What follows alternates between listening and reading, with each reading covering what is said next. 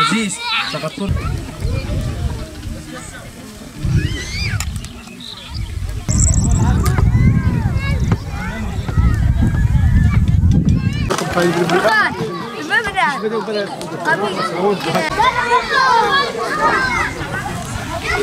Buranın yapımından benim babam ilgileniyordu. Bunun ismi Pirmem diyorlar buraya.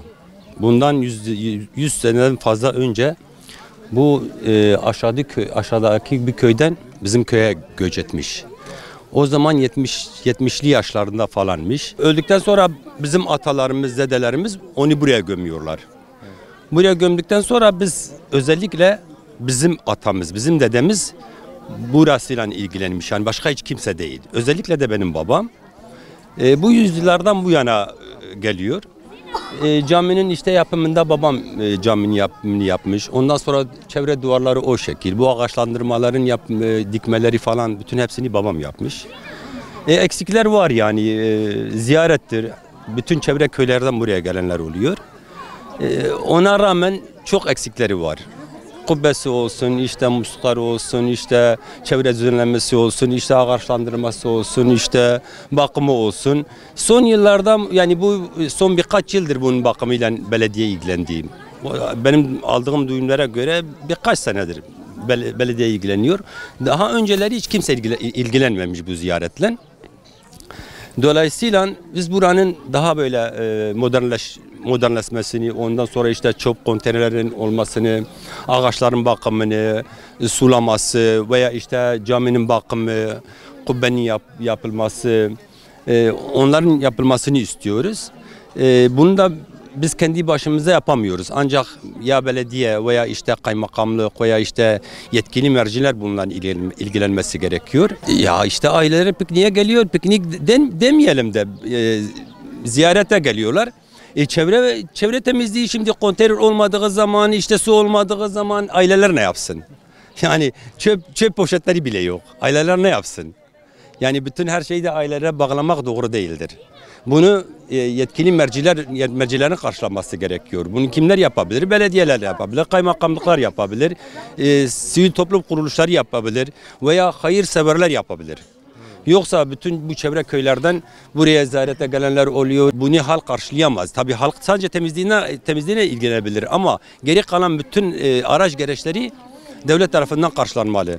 Ve özellikle buraya bir kişinin tayin edilmesi gerekir. 7/24 burada hizmet etmesi gerekiyor, temizlik yapması gerekiyor. Yani bizim devletten istediğimiz budur, başka bir şey yok. Şu an Mardin'e takribi 18-20 kilometre uzaklıkta Pirmem mesire alanındayız.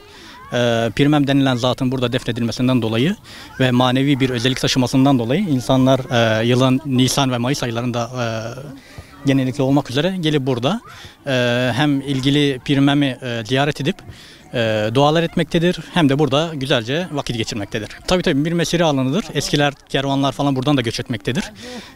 Ve burada yaşamasından dolayı Pirmem'in definesi de burada yapılmaktadır ve her yılın dediğim gibi Nisan-Mayıs aylarında burada gelip ziyaret edilmektedir. Kurbanlar kesilmektedir. Yani biliyorsunuz ilk yeşilliklerin olduğu bir dönemlerde keneler falan oldukça vaka olarak baş göstermektedir. Ailelerin bunlara dikkat etmektedir. Dikkat etmesi gerekmektedir. Ondan sonra burada dediğim gibi kervanlar falan sürekli geçtiği için bir kuyu ihtiyacı vardı eskilerden.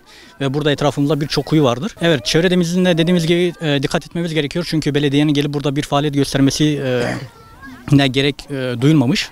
O yüzden her insanın bir sorumluluğu gereği gelip burada işte pikniğini yaptıktan sonra, ziyaretini yaptıktan sonra etrafındaki çöpleri falan toparlaması gerekiyor. Olabildiğince ağaçlara burada çünkü ekinler falan da var. Onlara da zarar vermemek gerekiyor. Ve dediğimiz gibi bir arazi ortamında olduğumuz için burada sürüngeç hayvanlar da var. Gerek akrep olsun, özellikle de yılanlar olsun. Yine ailelerin de bunlara karşı tedbirler alması gerekiyor. Şu an Mardin'e bağlı Ovaköy'de bir ziyarette bulunuyoruz. Ailemiz, dost, akrabayla birlikte. Çağrımız şudur. Bir an önce buralarda bir piknik alanı oluşturulmasını istiyoruz. Kamelya gibi bir şeyler, yani burada millet hafta sonu gezmeye geliyor. Burada market yok, lavabolar yok, su yok, bir şey yok. Yani Onların olmasını istiyoruz tabii ki. Ya şunu herkesten bekliyorum. Herkes yediğini, çöpünü filan bir arada toplasın. Çünkü çevre kirliliği çok önemlidir. Herkes çöpünü bir yere bıraksın, sonra çöpler toplanmasını istiyoruz. Şu anda bu pet şişeler yere atılıyor.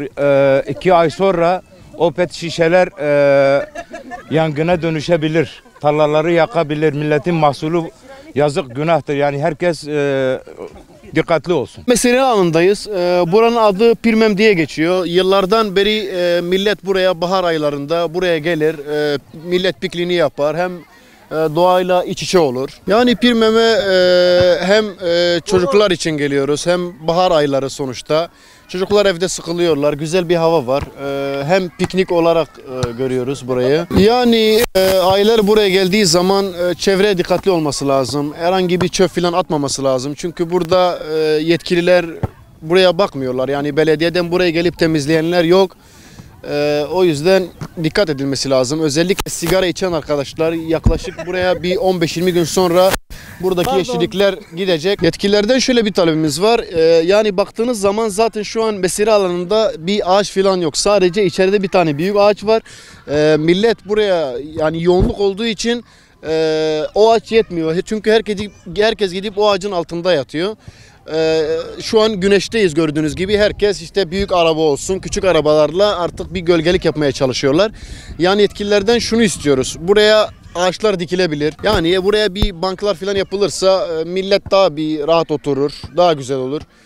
Ve özellikle su ihtiyacını millet karşılayamıyor. Burada bir çeşme falan, tuvalet, lavabo gibi şeyler de yapılması lazım.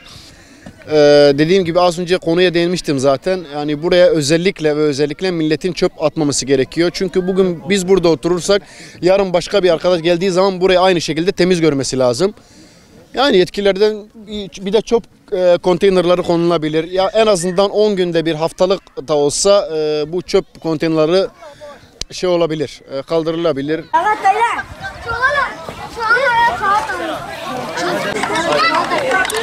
Şu an derken